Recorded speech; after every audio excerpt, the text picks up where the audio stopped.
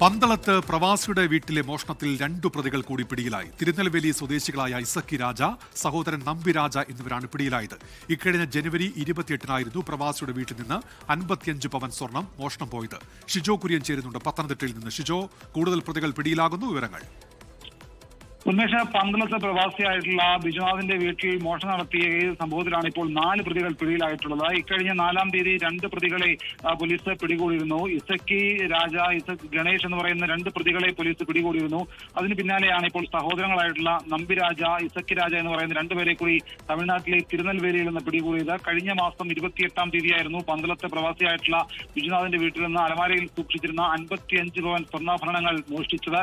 അതിന് പിന്നാലെ പ്രതികൾ കർണാടകയിലെ ഉടുപ്പിൽ നിന്ന് ഏതാണ്ട് 9 ലക്ഷം രൂപയും 70 പവനും വില കൂടിയ വാച്ചുകളും ഒക്കെ മോഷ്ടിച്ച് വീണ്ടും കൊല്ലം വഴി തിരുനെൽവേലിയിലേക്ക് പോയിരുന്നു.